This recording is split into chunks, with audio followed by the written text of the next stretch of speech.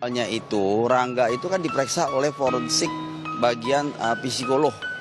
Semua Oliver yang terlibat, saksi-saksi. Nah, beberapa hipotesa lah ya dari keadaan ini. Enggak harusnya, Ya, harusnya ditelusuri dulu. Riwayat hidup sebelumnya tuh dia makan apa, minum apa. Itu penting, kenapa? Dia minum Vietnamese ice coffee. Sebelum dia minum itu. Sebelum minum itu harus di trace dulu. Oh iya dong, kan Gue mau ngajak kalian sama-sama mikir, menurut kalian nih, setelah tayang Ice Cold kan jadi banyak orang yang peduli lagi sama kasus Jessica Mirna. Menurut kalian, dengan pemikiran kalian yang jernih dan bersih, kita mikir lagi ya, kita kan gak kenal Mirna, gak kenal Jessica ya, kita gak kenal keduanya. Kenapa Mirna gak diotopsi? Kenapa? Banyak desas-desus yang bilang kalau misalkan Mirna itu ada asuransinya gede banget. Kalau misalkan itu benar, yang dapat asuransi temennya atau keluarganya kak. Approval autopsi itu dari keluarga kak, bukan dari teman atau sahabat. Balik lagi, kenapa Mirna nggak diotopsi?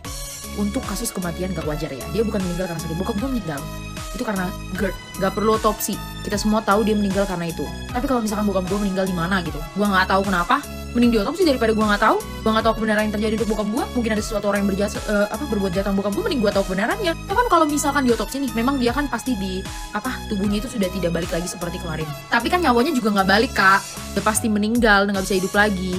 Rohnya udah ke Tuhan kan, udah balik ke Tuhan. Ya lebih baik gue tahu apa yang terjadi lewat otopsi. Sekarang semua kasus kematian tak wajar tuh diotopsi teman-teman. Ingat kasus Brigadir J, dia meninggal tak wajar, dibilang karena saling tembak-menembak. Tadinya tersangkanya cuma 1 kak, dicat doang kak. Setelah diotopsi, tersangkanya berapa kak? 4, 5, banyak kan ketahuan. Ayo kita mikir dan kita belajar. Kenapa kira-kira? Silakan diskusi teman-teman. Nih kawan, yang kemarin soal tanya perhitunganku aku jelasin sedikit ya. Dikatakan bahwa pemeriksaan puslapor pada barang bukti bahan tersebut itu pada hari Minggu 10 Januari pada pukul 10.30 siang kawan. Lalu dikatakan juga bahwa ditemukan natrium cyanida dimasukkan atau dilarutkan ke dalam kopi oleh pelaku pada 90 jam 9 menit 36 detik.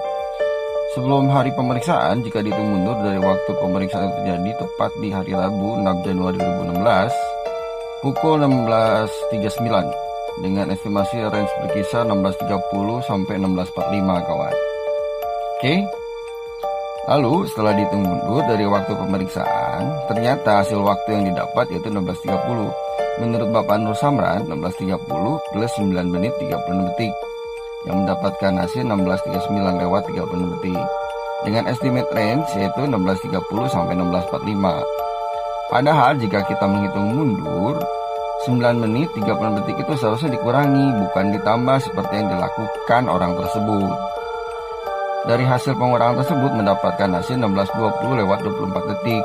Bisa dikatakan estimate range-nya adalah 16.15 sampai 16.30. Maka bila kawan-kawan melihat di CCTV pada 16.20 lewat 24 detik, Jessica masih terlihat jalan di bar atau terlihat selingkuh. Berarti kesimpulannya ada pihak lain yang menguasai kopi Mirna pada jam tersebut kawan.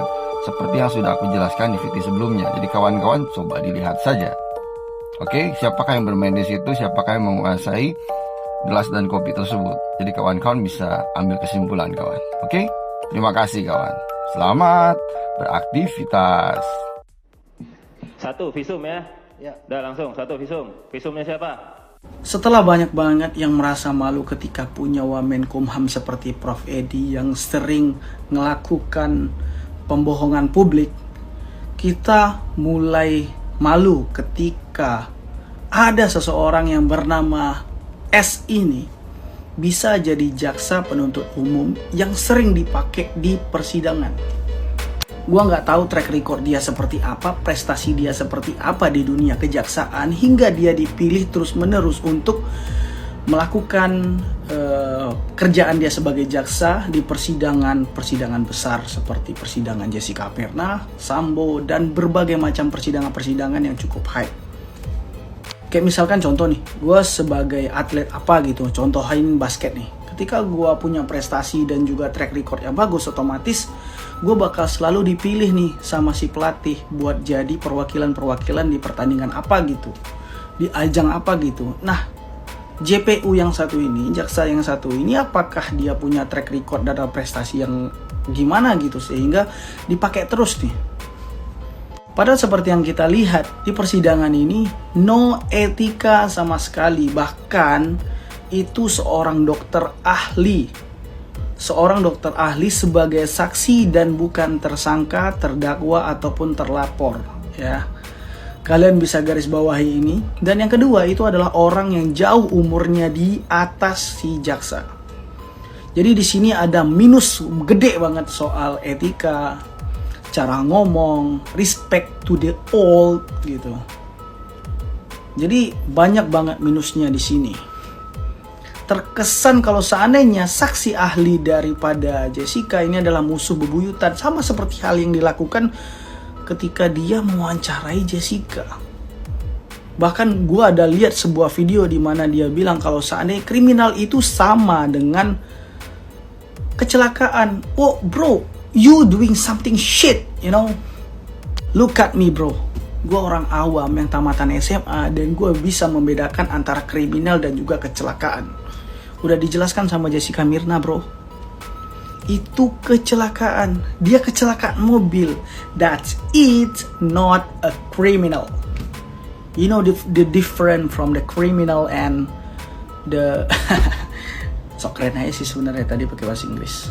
And the last video, I just wanted to share the conclusion for this video is about Indonesia adalah isi sendiri. Gue takut ngomonginnya. Takut disomasi gue. Kalau nggak gue bakal dicariin gimana. Untung udah kunci pintu.